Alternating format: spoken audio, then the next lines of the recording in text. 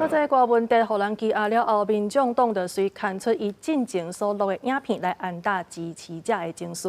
日本的媒体就来报道这个瓜问题的专访，伊家己捌讲过讲，唔敢保证绝对无做唔对，也毋过伊嘛来批评台湾的司法甲媒体变作是政治的工具，讲一定会对抗到底。那未来这国会是要安怎来运作？国民党是讲，若准政策理念有相像，安尼南北赢的合作是袂受影响的。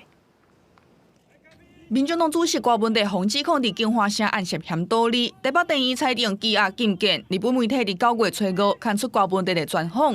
郭文地表示，司法甲媒体正做政府的政治工具，伊唔敢保证家己绝对无唔对，唔过批评政府打压反对派，佮讲伊会对抗到底。不好意思让大家担心了，其实你们照顾好自己，就是对我最好的帮忙。郭文地收押了后，公开影片向记者发声安定因的情绪。民众党立委针对放医生裁定无报请回，却个变盘变做羁押禁见，对法官的认定标准提出质疑。国民党团嘛呼吁讲，法院无应该有两种标准，嘛强调新会期法案政策的理念若一致，袂影响南北伫国会的合作。这一个法官看了一样的市政啊，他不准增加市政啊，他跑到最极端啊，而且羁押还禁见，那一个0分，一个100分。好，各位记者，你们想嘛？那图利罪随你说说嘛。同样的证据，同样的事实，同样的施政，你做出完全不一样的一个裁决。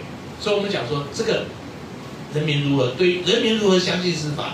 不过，民众党团的优先法案当中，包括收宪费考监、三度监察院的预算，加收刑事诉讼法，南北监的合作嘛引起关注。民进党团批评这是利用职权挑战司法。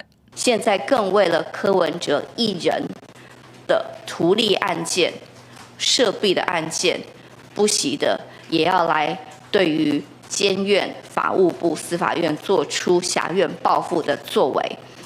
如果他们嫌两个政党的社会信任度不够低的话，就 go ahead， 继续做这些滥用立委职权。罗素也表示讲，特别开议，包括总预算案、甲 NCC、柯青院和大法官这重大人事权动议案，目前当咧行政立法协调，即开议就会来处理国会新会期的攻防，受到注目。记者综合报道。